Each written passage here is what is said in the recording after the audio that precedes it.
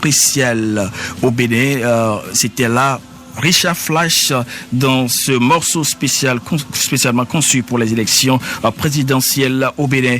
Dès l'âge, nous avons, chers auditeurs, auditrices de FM Liberté, radio de la diaspora africaine. Nous avons depuis la Caroline du Nord, Rallye précisément, notre collaborateur Vital Panou, que je surnomme l'homme du Zapping 229, qui est en lien avec nous pour pouvoir nous parler un peu de comment lui, Vital, a pu suivre les événements depuis le Bénin hier. Vital Padou, bonsoir. Vital Padou, bonsoir. Alors, bonsoir Bobby. Vital Padou, comment allez-vous?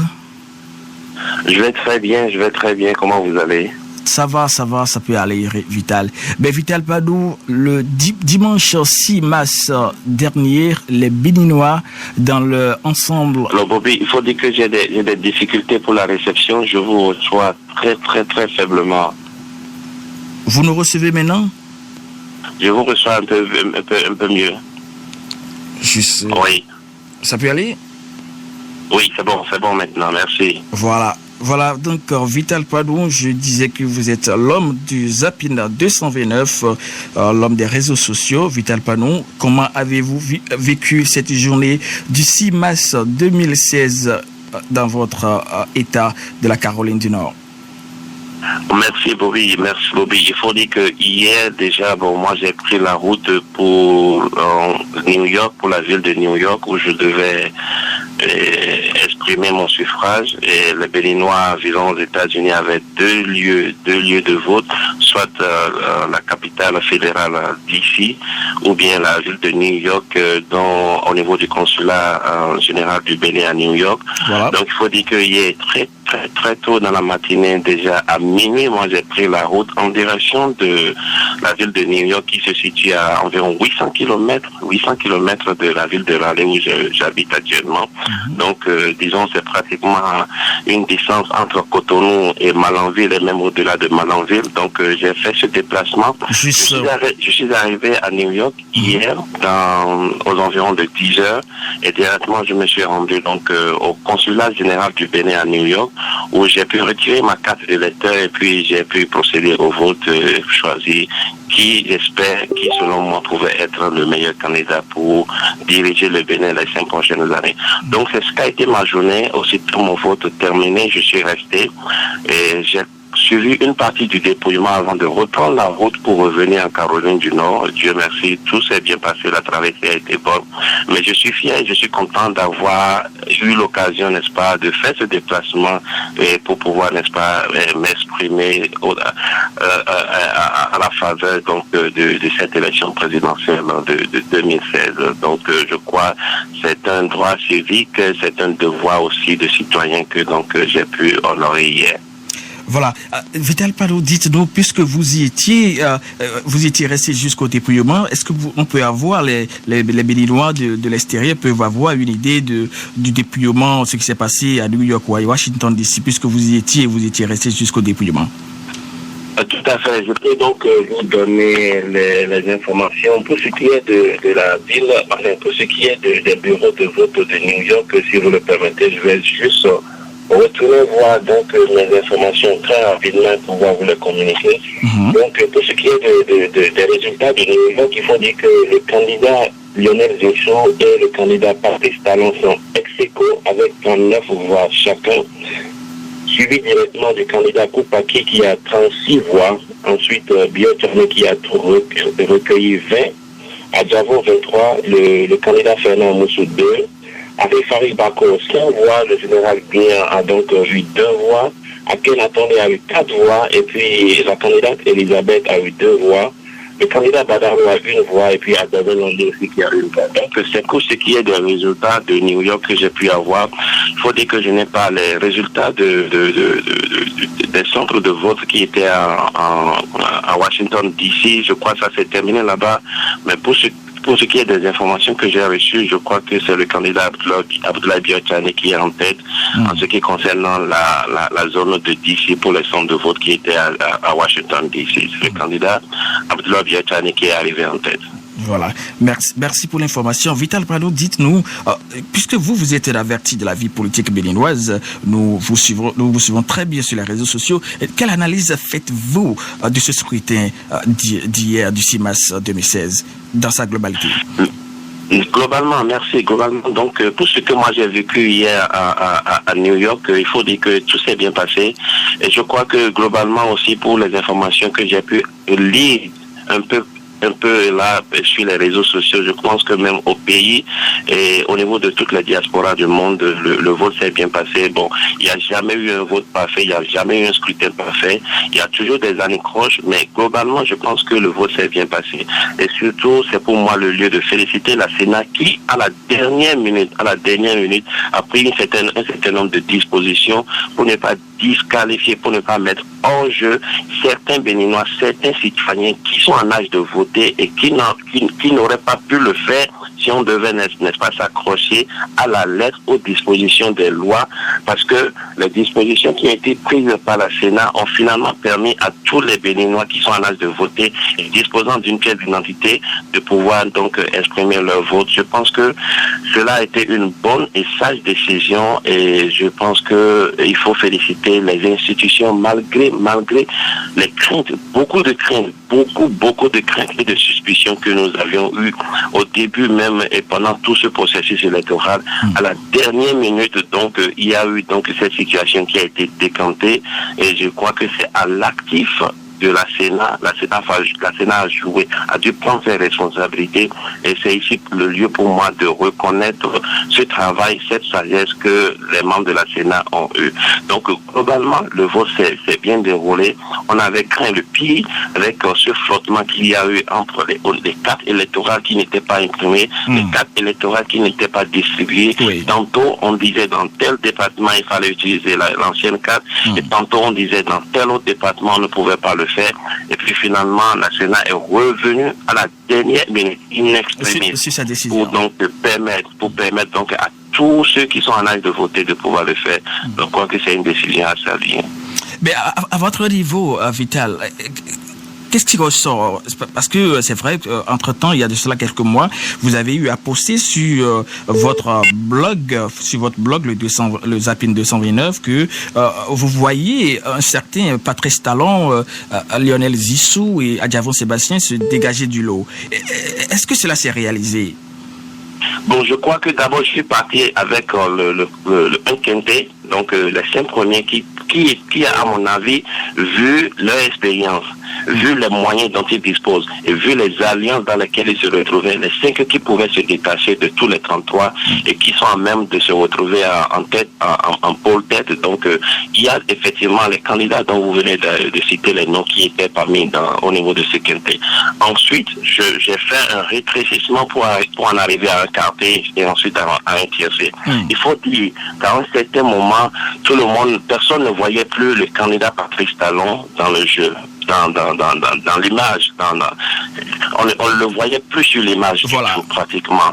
Mais c'est un monsieur, et je ne sais pas si vous avez vu un de mes posts que j'ai fait il y a de cela 2 semaines, je dis le candidat Patrice Talon est en train de cuisiner quelque chose parce que je suis tombé sur certaines de ces images, j'ai eu certaines de ces informations qui m'ont fait dire que le candidat Patrice Talon en réalité n'a pas opté pour les mouvements de foule, les mouvements de masse, mais avait fait un travail de proximité. Et à cet instant, je me suis dit, c'est un monsieur qui cuisinait quelque chose et il va falloir compter avec lui. Les résultats aujourd'hui, les résultats partiels, les grandes tendances qui sortent montrent aujourd'hui qu'effectivement, le candidat Patrice Talon a, compte tenu de l'expérience qu'il a, je vous rappelle, Bobby, que Patrice Talon a quand même dans sa poche au moins 3 élections présidentielles dont il a l'expérience, qu'il a financé. Il n'a jamais été candidat. Il n'a jamais été candidat, mais c'est quelqu'un qui a été l'acteur de l'élection de disons, 2 présidents au moins. Vous voulez citer?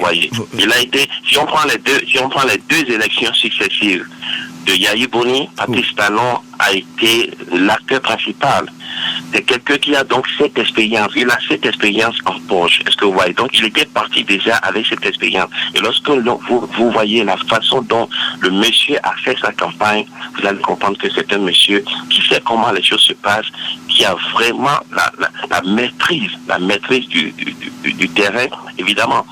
Mais il peut pas faire le plein. Vital, pardon.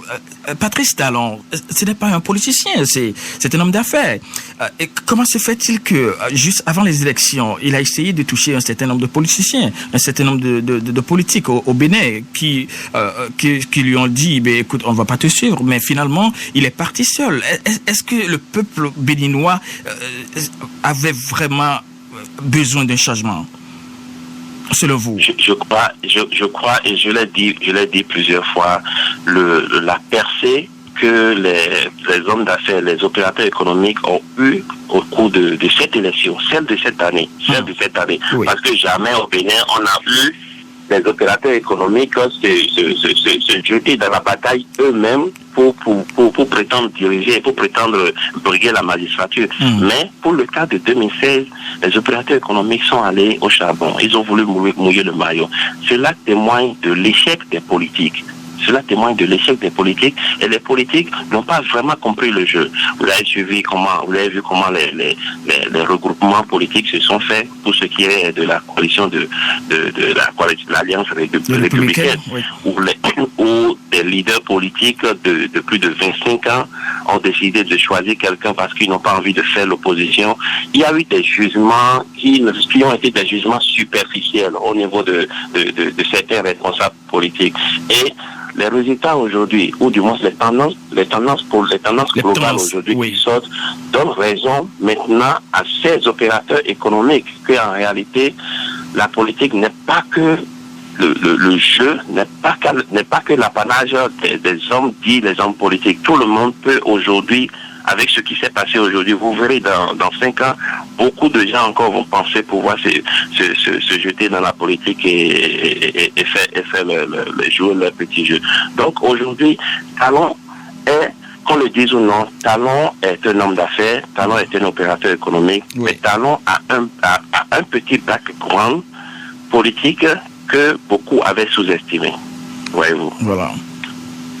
Bon, écoutez, avant de vous laisser partir, parce que nous sommes très nombreux, Vital Pano, à vous suivre sur les réseaux sociaux. Vital Pano, aujourd'hui, les tendances qui sortent des arrondissements, des lieux de compilation des résultats, donnent un certain Patrice Talon et Lionel Zinsou pour un second tour. Selon vous, est-ce que la coalition de la rupture est toujours en place pour soutenir si, évidemment, Patrice Talon se retrouvait dans le couplet?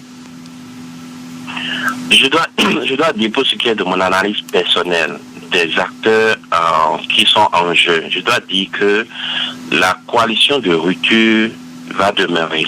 Seulement, pour des intérêts personnels, pour des jeux d'intérêts personnels et de chaises, on peut ne pas avoir une solidité initiale de cette coalition de rupture. Ce que je veux dire par là, c'est que il y aura de petits éléments qui vont faire défection, qui iront du côté opposé, ça c'est sûr.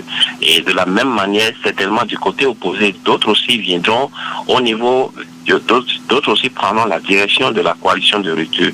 Donc, je ne voudrais pas citer des noms, mais il y a certains qui sont aujourd'hui derrière le candidat Sébastien Diémé à Javon, sur qui je ne compte pas du tout. Certains hommes politiques, certains politiciens, je les appellerai, sur qui aujourd'hui je ne voudrais pas vraiment compter, compte tenu de leur caractère très très changeant, très versatile. Donc je ne voudrais pas compter sur beaucoup miser sur eux pour ce qui est de la solidité donc de cette coalition de rupture. Donc la coalition va globalement, disons même à 75% tenir face donc à l'Alliance républicaine. La coalition de rupture va tenir au moins à 75%. Je peux en avoir la conviction, mais comme je l'ai dit, il y aura toujours des défections, certains qui prendront le chemin d'en face. Cela ne manquera pas. Nous sommes en politique et puis tous les coups bas sont permis. Donc c'est le moment de faire les grandes négociations, c'est le grand jeu qui va se développer aujourd'hui. Et bon, la politique, certains vont monnayer. Ceux qui ont payé les 15 millions vont aujourd'hui chercher à récupérer ces 15 millions. même ceux qui n'ont pas un poids politique vont chercher à faire le jeu, à se faire désirer. Et donc, celui qui sera le plus offrant, celui qui sera le plus malin dans les négociations et celui qui sera le plus offrant finira donc par gagner cette élection. On a tous vécu ce qui est arrivé à Nicéphore Soglo en 1996 en fait, face au général Maké Kérékou qui revenait dans le jeu. Donc, si certains sont intelligents et peuvent tirer leçon de ce qui est arrivé à Soglo en 1996, je pense que dans les négociations, toutes les dispositions seront prises. De toute façon, le jeu est ouvert, on ne peut pas crier victoire, on verra bien comment les négociations vont se faire sur le terrain. Mais nous pouvons déjà quand même nous réjouir de ce que le chaos qui a été chanté par les Vuvuzela depuis quelques mois, le chaos n'a pas eu lieu. Oui. Le peuple a donc, ça a été d'abord une victoire. Disons que ça a été une victoire parce que ce qui se tramait, on avait tous à un moment donné commencé par avoir peur, compte tenu de ce que les gens n'avaient pas de carte d'électeur. La suspicion, la crainte était grandissante, mais finalement tout s'est bien passé. Le chaos n'a pas eu lieu. Je pense que le peuple béninois a encore une fois exprimé sa maturité et c'est à son actif. Vital Palon, puisque vous avez évoqué tout à l'heure le nom du candidat Sébastien Diavon, qu'est-ce qui n'a pas marché au niveau de l'état-major de Sébastien Diavon? Parce que, écoutez, Sébastien Diavon, c'est l'homme d'affaires qui a pu réunir le grand nombre de politiques au Bénin. Qu'est-ce qui n'a pas marché? Qu'est-ce qui s'est passé au fait dans le septentrion béninois? Parce que on ne peut pas comprendre qu'aujourd'hui, Sébastien Diavon, qui, il faut avoir le courage de le dire, il est le candidat qui a investi plus dans ces élections. Qu'est-ce qui n'a pas marché selon vous? Je crois que, comme vous l'avez dit, il a le plus investi. Le candidat Sébastien Diavon, c'est lui qui va tirer le plus de leçons, malheureusement, défavorables, malheureusement, une mauvaise expérience qu'il va garder. Bon, c'est relatif, mais c'est sûr que il aura une certaine déception du fait des résultats, des grandes tendances que nous avons actuellement. Qu'est-ce qui n'a pas marché au niveau de Sébastien Diavon? Voilà, ce qui n'a pas marché au niveau de Sébastien Diavon, c'est principalement la précipitation, l'impréparation. Sébastien Diavon n'était pas un monsieur qui était entrevu pour entrer dans cette course. Sébastien Diavon est rentré furtivement dans cette course et à un moment où on s'y attendait le moins et pour des raisons qui n'étaient pas connues, Sébastien Diavon ne s'était pas préparé pour cette compétition comparativement à quelqu'un comme Patrice Talon, comme je vous le disais tout à l'heure, qui a déjà au moins deux élections présidentielles, deux élections présidentielles en poche comme background. Diavon Sébastien n'a aucune expérience, n'a jamais eu ça. On n'a jamais vu, n'est-ce pas, se mettre debout au cours de ces élections par le passé, même si bon, son nom est cité dans le financement de certains hommes politiques, notamment à l'Assemblée nationale. Sébastien Diavon, c'est quelqu'un qui n'était pas préparé pour se lancer dans cette politique. Mais du coup, vous savez, comme je l'ai dit, c'est la période des vaches grasses. Toute élection présidentielle est la période des vaches grasses. Lorsque vous avez l'argent, lorsque vous disposez des moyens financiers, pas d'hésitation, vous aurez la foule derrière vous. Et c'est pour ça que je suis d'accord avec Amoussou Bruno qui dit qu'il y a une différence entre la foule et le peuple. La différence entre la foule et le peuple, c'est ce qui s'est révélé aujourd'hui avec Sébastien Diavon. Sébastien Diavon avait l'argent, il a donc eu la foule derrière lui, mais le côté positif, il faut être honnête, il faut reconnaître la chose. Sans Sébastien Diavon, aujourd'hui, on n'en serait pas là à parler d'un second tour. Il faut rendre à César ce qui est à César. C'est vrai que Sébastien Diavon a péché par la précipitation, par la non-expérience, mais Sébastien Diavon a quand même participé à déjouer tous les pronostics de chaos. Voilà. Je vous assure que si Sébastien Diavon n'était pas candidat, s'il n'avait pas compétit, s'il n'avait pas réalisé le score, s'il n'avait pas dépensé autant qu'il a fait, peut-être qu'aujourd'hui, on serait déjà là à connaître déjà le nom du nouveau président du Bénin.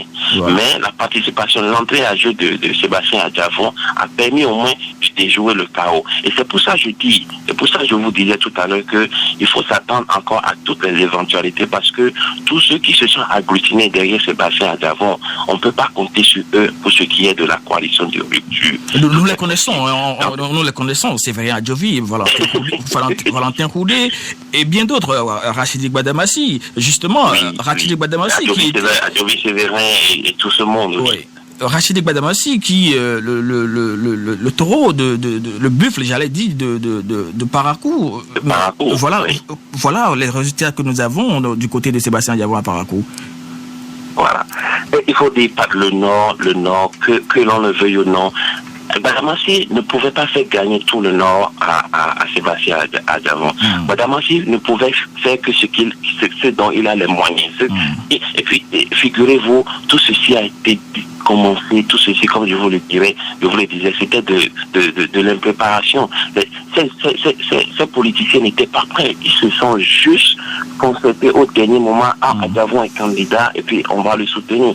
Donc, ça n'a pas été le même cas avec Patrice Talon. Patrice Talon, depuis l'exil, travaillait déjà à ces élections.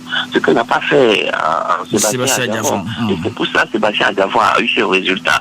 À un moment donné, le mouvement de foule avait fait penser que Adjavon était en tête pour ce qui est de la candidature des opérateurs économiques. Voilà. Mais le schéma est là aujourd'hui. Le résultat est là que Adjavon n'était pas du tout politiquement prêt. D'ailleurs, lui-même, dans un élément vidéo que nous avons partagé il y a de cela quelques mois, disait qu'il ne se retrouvait pas en politique. La politique n'était pas son fond, la politique n'était pas son terrain. Son terrain, c'est le terrain économique, c'est les affaires. Donc, il ne se retrouvait pas en politique. Mais du jour au lendemain, je ne sais pas sur quel coup de rêve ou de folie, il a pris la décision de se jeter dans la bataille et sans être préparé, sans avoir été même pendant 2 mois préparé pour se jeter dans la bataille, il a décidé de le faire. C'est la preuve aussi que ce n'est pas avec l'argent qu'on peut tout acheter. L'argent ne peut pas tout acheter et dans cette vie. Vous voyez. Donc, je dois conclure en disant que les résultats de ces élections vont nous permettre de tirer des leçons, pour ce qui est de l'effet de l'argent dans notre vie, pour ce qui est du caractère même des partis politiques sur l'échiquier national au Bénin. Est-ce que vous voyez? Donc, beaucoup de leçons, et je pense que beaucoup vont en tirer des leçons. Mais, comme je le disais tout à l'heure, il faut se réjouir déjà que nous en sommes aujourd'hui à parler d'un second tour, tellement les gens nous ont chanté le chaos qu'il y a 2 semaines. Justement parlant de ceux qui nous ont chanté le chaos, c'est vrai, c'est les gens du pouvoir. Qu'est-ce qui explique, selon vous, Vital Panou, avant de vous laisser partir, dites-nous rapidement, qu'est-ce qui explique cette percée du candidat Lionel Zissou, qui est un inconnu dans le septentrion béninois? Parce que lorsque vous prenez des départements, des collines jusqu'au nord, c'est carrément Lionel Zissou qui bat le record. Tout à fait. Moi, je ne m'attendais pas au contraire. Je ne m'attendais pas au contraire de ce que Lionel Zissou a réalisé comme performance au Nord. Souvenez-vous que la première alliance qui a suscité la candidature et qui a endossé la candidature de Lionel Zissou, c'est l'alliance des forces Corée FCBE. Et les FCBE sont majoritaires dans le Nord, du Nord jusqu'au Zou Nord. Donc, il n'y avait pas ce n'est pas une surprise que le candidat, donc Lionel Zissou, fasse un bon score dans cette zone. Je m'y attendais. Mais la surprise pour moi a plutôt été au niveau de Abdoulaye Biotchané, qui est également du septentrion, mais qui n'a pas du tout brillé, Je ne le voyais pas réaliser un tel score au Nord. Donc, Zissou, la surprise aurait été de le voir faire moitié-moitié avec les autres candidats du Nord, Arifari Bako, tous réunis ensemble. Arifari Bako, Briand. Voilà, justement, Général Briand. Qu'est-ce qui s'est passé? Général Briand, qu'est-ce qui s'est passé? je crois que comme je le disais, les FCBE sont assis, ils sont majoritairement assis au nord, et les FCBE viennent de passer 10 années au pouvoir. Et pendant ces 10 ans, les membres des FCBE ont travaillé au nord, se sont rendus encore plus populaires au nord. Bon, ils ont fait 10 années de pouvoir, 10 années de moyens, 10 années de logistique. Tout cela a compté contre les autres candidats qui n'avaient pas les mêmes moyens que l'autre chose aussi. Il ne faut pas oublier que il y a le candidat, le président sortant, le président Yahi Boni, qui est toujours populaire au nord. Lorsque vous prenez le feu président Mathieu Kérékou, quelque chose qui va se passer, personne ne pouvait aller le battre au nord. Donc, dans notre pays, et presque dans chaque élection présidentielle, et c'est pas seulement au Bénin, même ici aux États-Unis, il y a un grain de régionalisme. Il y a un grain de régionalisme. Les gens vont toujours voter par rapport à ce que le fils du terroir leur demande de faire. C'est le fils du terroir qui est candidat, ils vont voter pour lui. C'est le fils du terroir qui est le plus connu, qui est le plus populaire, donne une instruction, il y a de fortes chances que cette instruction soit suivie. Donc, n'oubliez pas que Yahi Boni est allé s'asseoir pratiquement au nord tout au long de la campagne. Yahi Boni a vilipendé, a injurié tous les autres candidats, qui soient du nord, qui soient du sud, qui ne sont pas le même candidat que celui que lui a désigné. Les évidences sont là. Donc, Yahi Boni a travaillé, il est allé s'asseoir au nord pendant toute la campagne. Il a travaillé pour son candidat, il a soutenu son candidat, il a défendu. Et en plus de ça, il a joué sur la fibre régionaliste. Vous avez vu cet élément audio dans lequel le président Yahi Boni a dit que si jamais vous votez pour quelqu'un du Nord, il y aura embrasement parce que les gens du Sud menacent de venir vous envahir. Il y aura affrontement. Donc vous voyez, Yahi Boni a touché une fibre régionaliste, une fibre très sensible sur le terrain. Alors du coup, il y a la concordance de tous ces événements, de tous ces éléments. Il y a cette concordance qui fait qu'aujourd'hui, le candidat Lionel Zinsou ne pouvait qu'avoir un pareil score au nord, même si, comme je le disais tout à l'heure, je reste surpris des performances, notamment Abdoulaye Biotchalin. Je suis toujours surpris par ce qui s'est passé. Voilà. Merci à vous, Vital Panou, lors du Zap 229. Vital Panou, rapidement, un mot sur Pascal Irene Koupaki, également un pronostic pour ce second tour qui s'annonce. Merci, Bobby. Allô, Vital?